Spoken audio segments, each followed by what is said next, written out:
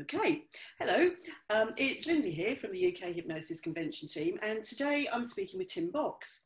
Tim is a remedial hypnotist, international hypnosis trainer, I can't speak today, and speaker, and he runs trainings in his own system, Control. He's running one-day workshops and full practitioner trainings in this method throughout the UK, Europe, and now America. Fantastic. Tim's presentations are known for being very rich and practical demonstrations, I hear. So his UK Hypnosis Convention presentation is entitled Practical Ways of Working Without Trance. Tim, welcome. Hello, thank you for having me. What we can expect from your presentation at the convention. Okay, what we can expect. It's only an hour, so it's not necessarily a very deep dive into what I do, but it's going to talk about why I think, why in my experience, working without any sort of trance-based model, yeah, I find it more empowering for me and more empowering for the client, and kind of it's a nice way of doing things if it resonates with you. I'm a big believer. I know we always talk about we've got to work the way that resonates with the client and find out how their mind works. I think before we do that, we need to work out what resonates with us as a practitioner and find a method that we feel will bring the best of us to the session. Yeah.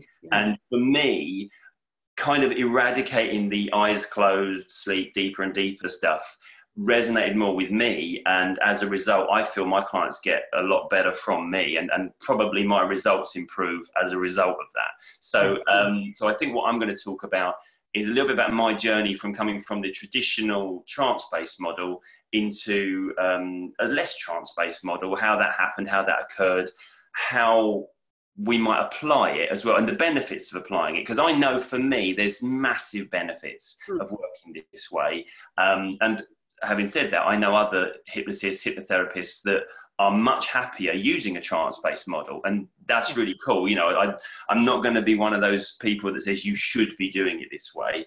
I'm just going to present what I do to people, a little bit about the thinking behind it, yeah, and see what people think of it. You know? Excellent. Yeah, because we can get a bit stuck in what we learn sometimes, can't we? And not look for other methodologies that perhaps are more suited to us, make us more congruent. Yeah, absolutely. Congruence is the word, isn't it? That's what I recognised when I started out. For many years, I was doing a trance-based model. And for the last couple of those years, I was like, I'm not sure why I'm doing this, because certain things, the way I understand it, as I go to do it, it feels like, well, here's the redundant element of it that maybe I'm doing because the client might expect me to do it, but I know it is no way plays any part in making the changes. You know, there's that that Latin expression, post hoc ergo propter hoc, which is like, after this, therefore because of this. And I think a lot of the times we hypnotize somebody and their anxiety goes away, for example, and we get the idea that it's the hypnosis that facilitated the anxiety going away, and we mistake correlation for causality and things like that. And I think a lot of the time it's our understanding and our shift in our knowledge about how we can be that creates the change, rather than this magical thing called hypnosis. So the way I work, I think it's a very neat little way of incorporating the very direct, mind-blowing aspects of hypnotism without having to drift into the more relaxy trance-based stuff. So my clients remain eyes open, wide awake, participating at all times. And I think for me, that's why their minds get blown a little bit more, because they're present at all this amazing change and they're there experiencing it. In the same way that someone like David Blaine or Dynamo, when they do their magic on the streets, it's amazing to the viewer because you see the reaction of the person that's taking part in it, you know, and you see how they're amazed.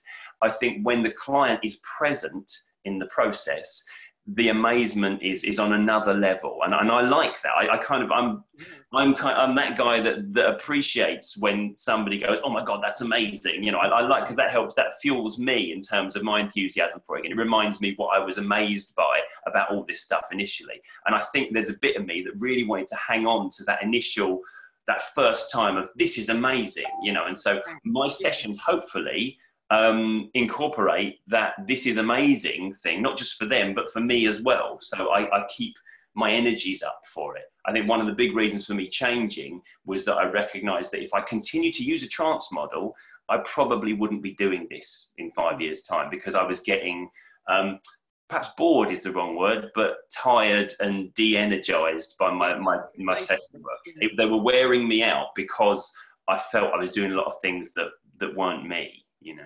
I would expect that when they took the clients sort of out of trance and really doing it, really present, it makes it easier for them to practice at home and do the work themselves. Absolutely. Well, there's this thing, isn't it? All therapy work, hopefully, works upon that lines that it should empower the client, that it's the client making the changes, not us, and therefore they should go away feeling like, you know what, I'm in control of me now. It's not that this person waved their wand and now I'm fixed.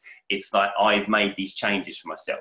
And for me, to say that to a client and then say, right, close your eyes, drift off, when you wake up, everything will be fixed. That's not congruent with that idea. I want them to realize, you know what, I did this. Yeah, I might have had this guy talking to me and guiding me, but it was me that did it. And you want the client to go away with feeling like their own movement, you know, their own responses, their own destiny now is in their own hands, rather than they need to be a victim of everything that's going to be thrown their way. You know? Very empowering. I remember the first time I worked with a child. I do a lot of work with children now. And the first thing I said, it was the very first time, and I was really excited about it. And I said, would you like to close your eyes now? And she said, why? I'm not tired. Do you know that's perfectly reasonable, isn't it? That's it. Kids give it to us straight as well, don't they? They won't sit there thinking things and not saying them. That's And I really can't remember the last time I asked a child to close their eyes now. Yeah, exactly. Teachers too. Yeah. Well, it's funny. I've had this conversation with loads of other professionals and hypnotherapists, and I've said, well, if we know that, you know, depth of hypnosis isn't as big a player as we thought it might have been a few years ago, you know, why are we still doing that? And the response tends to be, well, that's what the client expects, you know, so we have to give them the experience they're expecting. But, you know, when I think about that, I don't really expect that from any other profession. You know, if an electrician started doing my wiring and put the wires in different places than I thought they were going, and I said, oh, you're putting the black wire there and the red wire, I thought they'd be the other way around. They don't then say, oh, okay, I'll put them the other way around for you then, because that would be wrong. You know what I mean? That would screw my electrics up. So it's like, why do we then let the client say, oh, I thought you were going to put me on that couch and tell me to go to sleep? Why do we then say, oh, okay, yeah, I'll do that then? Because if we know it's not a necessary part of the process, it seems almost like we're pandering to expectations. And I want to exceed expectations. Because another expectation that the client generally comes with is the thought really that this will be another one of those things that didn't really make any difference. Yeah. So if we start to buy into expectations, we then lead ourselves down that road of all of the client's expectations now coming true, just like they always have done. You know? Yes. Yeah. Really looking forward to this. Yeah, cool. So am I. I think the convention is a fantastic opportunity to meet other people as well. So it's great to see so many different modalities and ways of working. It's yeah, really exciting place, absolutely. I love the idea that it's this huge forum of just people, and all professionals as well, all people finding their own way and saying, well, this is what I find is good for me, this is what works for me. And then it just opens your mind to new things. And I think it's so important that also a collaborative process as well. I've been to conventions where it hasn't felt like people were sharing knowledge or working with each other. It felt almost like they were working against each other, and they were sort of posturing and they were saying, no, my way's right and your way's wrong. And I attended the UK convention for the first time last year, and I was really pleased to experience a very different atmosphere, and it was one of working with each other and benefiting from each other's knowledge. So that's why I was keen to speak this year, because I thought, you know what, this is actually a positive environment, and that's what I like about it. Definitely. Right. Yeah. So your presentation is on the Friday, the first day of the convention, at 13:45 to 14:45, and you are in the Q/York Theatre. It's got two names apparently. Oh yeah, that's the theatre thing. Yeah. Theatre. So if anyone hasn't been to the theatre, it's quite an experience, isn't it? Yeah, that's the one where you've got where you sit and there's this whole big booth thing in front of you, isn't it? Yeah, it really feels like you're in a place of learning, doesn't it, as well? Yeah, it's not just a room. Do you know when you see space launches, it looks a bit like NASA? That's it, like Mission Control, isn't it? Exactly, that's what I thought. And I was sitting there, I was like, wow, this is really weird. So I'm actually really pleased to be in there, because I'd envisaged in my head I'd just be in a room like you normally are when you're training, and it's going to be like, I don't know, I'm a bit because I like to do lots of demos and I like to get people doing things. I'm a little bit concerned that it's not going to be as easy to do that in terms of the barriers between myself and the audience, but I'm sure we shall overcome it. And we'll have a stage perhaps or something like that. We can organise something.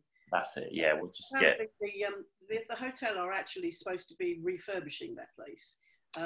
But so many people love it that they haven't been able to. It's been booked out for years, so they can't actually do it. It has a very individual atmosphere to it, doesn't it? It's kind of unique, I feel. So yeah. As you say, it really has that sort of sense of learning about it as well, doesn't it? Yeah, it really does. Yeah, it's gonna be. I'm really looking forward to it. I can't even tell you. It's just for a long time I've avoided these sorts of things because hypnotist is not necessarily who I'm looking to go out to. I like introduce, I train a lot of people who come from other modalities, whether it be from, mental health work or physical health work. I train a lot of osteopaths and physiotherapists and people like that, as well as a lot of counsellors. But hypnotherapy it's not like that's my target market, people I want to get out to.